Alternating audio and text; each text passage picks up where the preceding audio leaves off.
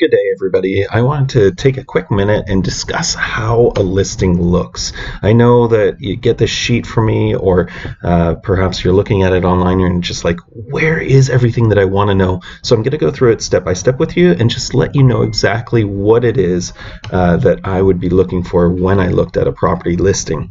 First off, the address is very clear right at the top beside the picture, and then you want to see the list price. If it was sold, that's a different situation. Just picking an old listing, so there's no issue. Now, the things that you want to know in this top box here, you can see the taxes.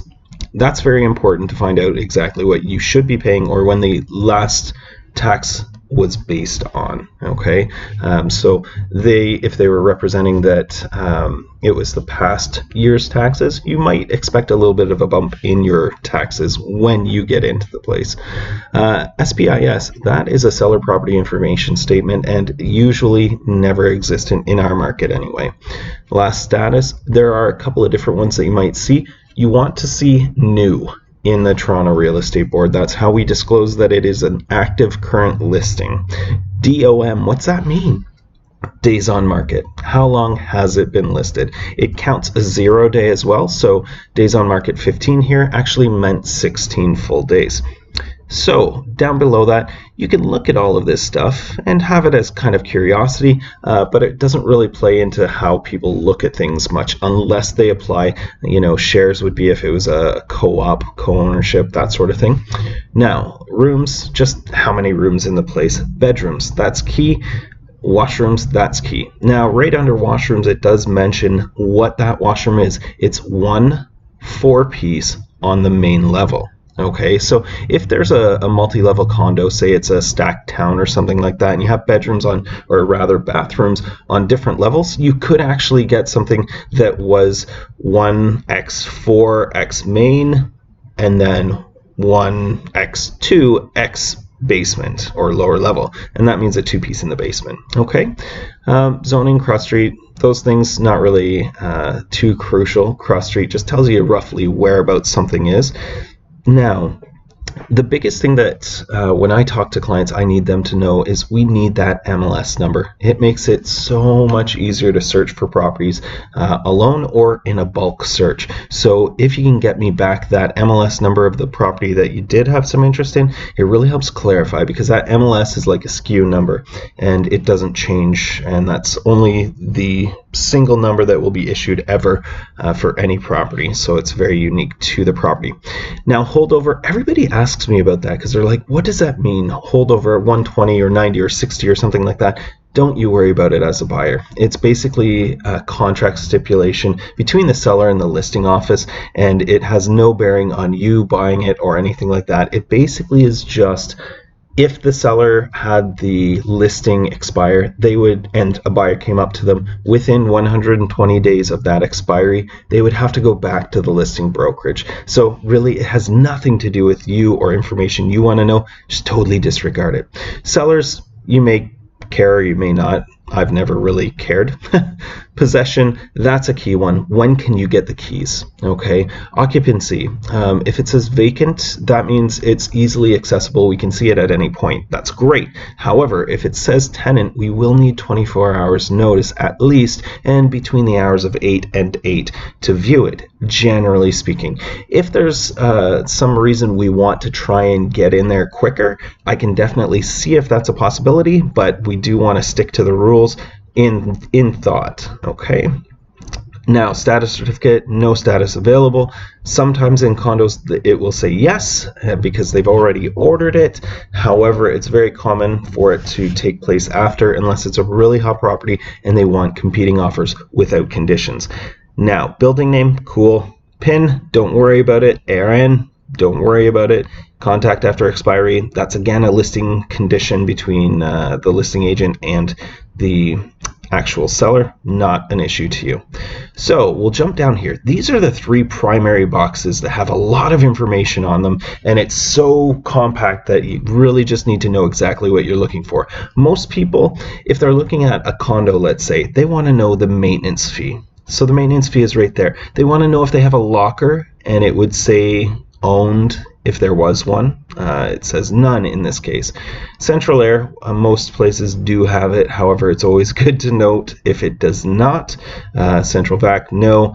UFI, urethral foam insulation, is not super common in condos, but as far as that goes, it could be present. So you want to make sure to look at that box if it's a older place or a freehold.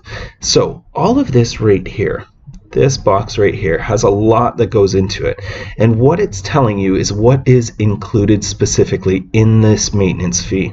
Okay, so the taxes are not included. Elevator, yes. Heat is included. Cable, no. Building insurance, which is typically included, yes. Common element included, yes, which is also typical. The water is included. The hydro is not included. Central air conditioning says it is included. However, that's a little bit of a misnomer, because the central air, actually you pay for the blower to operate the fan, and the central air comes from a central source of cooling. Parking included, no. So one second, I said everything here tells us what's included in the maintenance fee. This one is listed a little bit differently, and I wouldn't ever hold on to the parking being included in the actual maintenance fee. Verify it. The status certificate will tell you how much the maintenance fee for the unit and the parking and the locker are individually. Okay, so definitely look into that, but usually you can say the maintenance fee is everything aside from utilities. Okay, so right over here we have balcony open. What's that mean? Well, if you look out onto a balcony and you can step out onto it and look around, then it's an open balcony. However, a Juliet, I always get stuttered, or I always stumble on this acronym, JLTE. There you go. Juliet is what you could see, and that's basically just a screen door. You open it up and there's a railing right there, as though you're playing in Romeo and Juliet, and can't step out. Okay. Other than that, it'll say none or open terrace. That sort of thing gives you kind of an idea of what you're going in to see. Okay, laundry, ensuite laundry, very common in newer condos. So it's the older ones that may have a shared on a certain level, and then that would be denoted on the laundry level. Okay, exterior, not a big deal. Garage or garage spaces, it says underground 1. So there's an underground parking at this place, and basically what you want to do is disregard most of the parking type stuff and just look at how many total parking spaces, because sometimes people will list things a lot differently. There's no standard generalized way that is enforced that needs to be listed a certain way, but total parking spaces will tell you there's one, and then you can kind of decrypt it from there. Now, parking per month, it would tell you if the parking was on top of what this maintenance fee was. That's what you need to make sure, is that this fee is your whole maintenance fee, usually locker and parking included, unless they sneak it in here and say, nope, here's the monthly parking fee. They're trying to be sneaky about it at that point. It's not very common, and it's very frowned upon, so it usually doesn't get done. Building amenities, everything that you want to know about what your condo has is found right in there. A lot of times it doesn't get filled out accurately, and as well, you can have an exercise room that is not a part of the condo maintenance fee and is a gym attached to the condo that you will have to pay an extra fee for. As far as that goes, that's the biggest things that I want to touch base on. The rest of it's fairly straightforward as far as all of the measurements, that sort of thing. The remarks, very common. Extras is where you'll find out what they're willing to leave on top of the sale. So usually your chattels included, or your fixtures that are excluded from the purchase. So look at that just so that you're aware and be curious. Brokerage remarks, more things for me to discuss with the listing agent or know and mention to you. The bottom here, really nothing you need to worry about other than the fact that if there was an original price that was different than what the list price is, that's a tip. Always look back at the past history of the unit just to make sure it wasn't just prior listed for a lot less or a lot more or that sort of thing, and you know what the situation is. Okay? If you have any questions, feel free to reach out anytime. GTAHomeGuy on any socials. Sorry I went really long on that, but I just wanted to be a little bit more thorough. Have a great day.